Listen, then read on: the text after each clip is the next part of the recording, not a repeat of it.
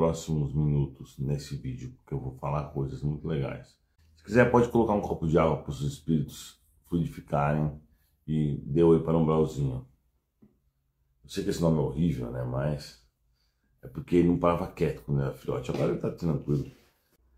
Fale mais sobre possessão. Possessão e obsessão acho que é mais ou menos a mesma coisa, né? É quando um espírito consegue tomar o corpo de alguém. Então, por exemplo, no alcoolismo a gente vê muito isso daí. Principalmente assim, o cara que bebe muito, até não saber nem o que está fazendo, muitas das vezes ele está sendo possuído por outros espíritos, né? Por isso que muitas vezes ele esquece, ele faz coisas que não é habitual dele. Tem muito desse tipo de bêbado, né? Ele bebe muito, começa a fazer coisas que não é o habitual dele. Isso está muito ligado a essa possessão. O que acontece com droga e bebida é quanto mais você usa, mais fora do corpo você fica. Porque você está meio do que perdendo o controle do corpo, você está meio que se desligando. E aí você dá essa passagem para essas entidades.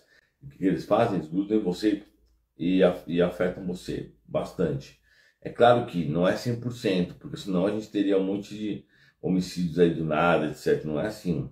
Existe um controle. Os espíritos superiores estão controlando, mas realmente acontece isso. Então vamos imaginar o seguinte, duas pessoas, dois caras, conversando num bar e bebendo. Um começa a beber. É que eu comecei errado o exemplo, na verdade era um cara só. Um cara com um obsessor do lado. O cara começa a beber. Puf, o obsessor liga nele. Aí o cara toma mais uma. Puf, o obsessor está mais ligado nele. Quanto mais ele bebe, mais ele vai perdendo o controle dele e mais o obsessor vai tomando espaço. Uma hora o obsessor consegue, tipo, acoplar no cara e começa a dominá-lo. Isso acontece muito, tá? Não se enganem. Oi, como tirar obsessores da magia negra? Bom, primeiro passo, vai lá no YouTube, Espiritismo Raiz, Cirurgia Espiritual e faça aquela cirurgia espiritual. Isso vai te ajudar bastante, tá? Segundo passo, reforma íntima, porque mesmo se sobrar algum, com a reforma íntima ele vai acabar caindo fora, entendeu? Então é possível fazer reforma íntima. É importante, é possível, é importante. Boa tarde, como parar de sentir medo de tudo? Olha, existe até um tipo de tratamento que você faz com um psiquiatra que te ajuda nisso, tá? Você vai no psiquiatra, existem medicamentos específicos que podem realmente te ajudar a te encorajar mais, tá? Mas de qualquer forma, o ideal é você enfrentar. Como enfrentar? Vai lá e faz. Vamos dizer, você tem medo de aranha, aí aparece uma aranha. Depende do tamanho da aranha, eu recomendo matar porque pode ser perigoso, né? Só que você tem muito medo. Você não vai ficar pensando, e quando eu for matar a aranha, como é que vai ser? Quando eu chegar perto dela, vai ficar pensando, ela pode pular em mim? Não. Vai simplesmente ir lá e matá-la. Puf, acabou. É desse jeito. É realmente forçando que a gente enfrenta esses medos. Quando eu era moleque, eu tinha muita vergonha de tudo. Eu era criança, né? Vamos dizer, sei lá, 14 anos.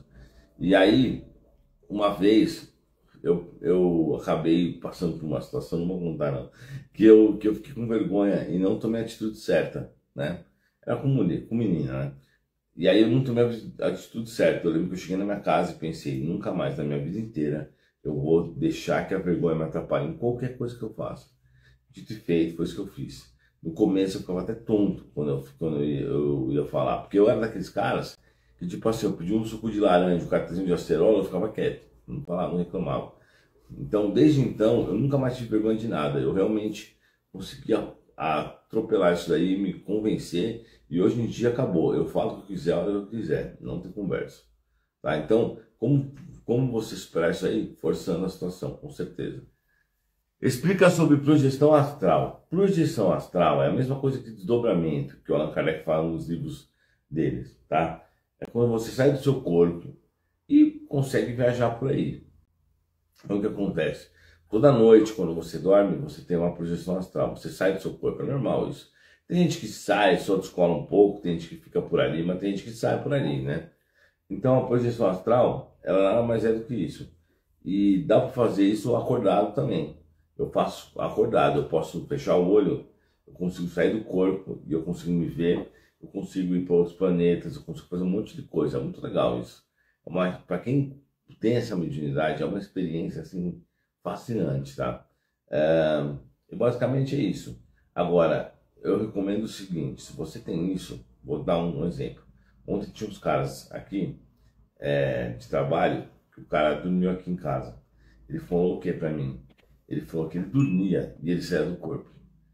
Se ele dormiu aqui perto de mim, provavelmente perto de mim, não é no quarto, tá? Em outro quarto. Mas provavelmente ele recebeu essa minha energia muito forte e ele começou a ter experiências mediúnicas. Claro que ele já deveria ter essa mediunidade. Mas ele falou, cara, eu não dormi nada, porque a hora que eu começava a dormir, me via saindo do corpo, assim eu voltava. E eu não dormia, ele realmente não dormiu.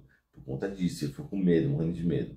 Então, assim, é uma mediunidade a projeção astral. Embora a gente faça quando dormindo, fazer acordado é possível, fazer em vigília, né? É possível, mas precisa ter essa mediunidade. Eu recomendo muito, se você tem essa mediunidade, estudar sobre o assunto, tá?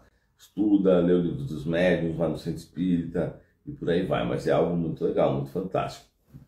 Tá? Quanto mais você sair do seu corpo, mais espiritual você vai ficar. Horas repetidas diariamente, pessoal. Eu tenho trocentos vídeos sobre isso. Vai no YouTube, escreve Horas Iguais, Eduardo Sabaio, Horas Iguais, Espiritismo Raiz. Todo tema você pode jogar lá no YouTube. Tema Espiritismo Raiz, que você vai encontrar algum vídeo sobre isso. Posso fazer cirurgia espiritual por outra pessoa que não acredita no espiritismo? Ó, vamos ser sinceros, poder você pode, mas vai ter pouca efetividade. Eu já vi isso funcionar, já vi, mais de uma vez. O cara faz pra mãe que não acredita e a mãe é curada, porque isso é mérito, tá? É o mérito da pessoa. O que faz uma pessoa ser curada é o mérito, e não a fé dela, ou se ela acredita ou não, etc. Por que eu tô falando isso? Porque eu acabei de ser corrigido pelo meu mentor. Ele disse assim, pode fazer, se a pessoa tiver mérito, ela vai ser curada. Se ela não tiver, ela não vai ser curada. Não é a fé que vai influenciar nisso, tá? É o mérito da pessoa. Se a pessoa fez o bem, ela vai receber o bem. Acabou. Esse é o parâmetro definitivo. Porque, vamos entender uma coisa. Cirurgia espiritual resolve um problema que já estava instalado na pessoa, porque no passado ela criou uma expiação. Então a pessoa vai lá, cria expiação, e aí ela tem uma doença. Aí você vai fazer uma cirurgia espiritual. É justo tirar a doença? Não. É uma expiação. Se é uma expiação, ela tem que passar por isso. Mas, se ela fez mérito nessa vida, se ela fez o bem, fez o certo, ela vai ter esse benefício sim. Ela vai poder ser, vamos dizer assim, curada, se ela tiver um mérito, em nome das coisas que ela fez nessa mesma existência, entendeu o que aconteceu? Então, isso pode sim acontecer, pode fazer pela pessoa e vamos aguardar o resultado. Na minha casa eu não durmo, na casa da minha filha eu durmo muito bem. Bom, passa evangelho na tua casa, de preferência faz todos os dias por uns 10 dias, para realmente limpar, para o obsessor perder todo o poder dele, desistir e ir embora, tá bom? Porque é óbvio que tem alguma coisa errada, se você não dorme na tua casa, tem um motivo, né? Eu me sinto muito culpada pela morte dos meus pais. O que fazer? Meu, isso é muito comum isso. Vou dar um exemplo, tá? Por exemplo, o filho lá tirou a própria vida. Aí a mãe começa a se culpar, por que eu não levei ele no médico? Às vezes ela levou, mas por que eu não forcei ele para tomar remédio, entendeu? Mas não é o certo isso daí. Porque cada um tem o seu livre-arbítrio, faz a sua escolha. Então não tem esse papo de, por que eu não fiz isso, por que eu não fiz aquilo, porque... Não tem como você forçar a pessoa a tomar as decisões por você. Não tem como, né? Quer dizer, tomar as decisões dela com a sua instrução. Não vai acontecer. Então, assim, se você fez sua parte, esqueça isso. Não pense nisso. Eu sei que é comum as pessoas pensarem, mas é errado, tá bom?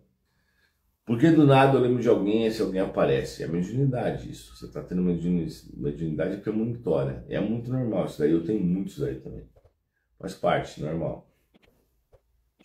Aí tem que estudar, né? Estudar o livro dos espíritos, o livro dos médiuns, em um centro espírita, para que você possa expandir mais a sua mediunidade. Pessoal, tem muita pergunta sobre desencarnes, etc. Vou falar uma coisa para vocês. Todo mundo vai morrer nessa vida. A princípio, né? E é normal que os nossos parentes morram. A gente não tem nem que se sentir culpado, nem que ficar morrendo de saudade. Eu sei que é difícil falar isso.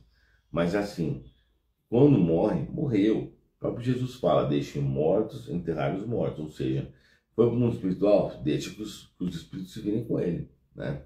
Não tem por que você ficar tentando intervir nisso. Até porque é o seguinte, a pessoa que morre, ela nem recebe informações do tudo aqui.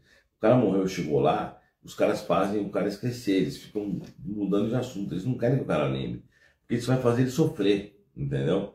Ele vai fazer com que ele sofra, ficar pensando na vida física. E se aqueles que estão aqui ficarem pensando no cara que morreu, também não vai ser muito bom para ele. Então, assim, é assim que funciona, tá? Morreu, segue nova fase. Não quer dizer que você não vai encontrar nunca essa pessoa, você vai encontrar com certeza, mas nesse momento você tem que deixar ele ir, viver a sua vida e deixar ele ir. Até porque isso vai acontecer com muita frequência, é normal, isso não tem nada demais. Então, vamos aproveitar e aprender a se livrar desse sentimento ruim que a gente carrega e também desses sentimentos de possessão, vamos dizer assim, para a pessoa que já desencarnou. Deixe com que ela vá, siga a sua vida, que você vai ser muito melhor para ela e muito melhor para você, tá? Não tem jeito, ninguém nunca volta, eu nunca vi não, falar na minha vida, olha, tal cara morreu, voltou da vida, não existe isso. Então morreu, segue você, a sua existência, não fica pensando nisso e acabou. Galera, muito obrigado, eu vou desligar, mais tarde eu vou tentar fazer uma live, eu vou tentar fazer live todo dia. Não se esqueça de se inscrever, de deixar o coraçãozinho, mandar um hashtag Espiritismo Raiz aí embaixo, e ativar a notificação do Instagram, tá? Valeu, até mais.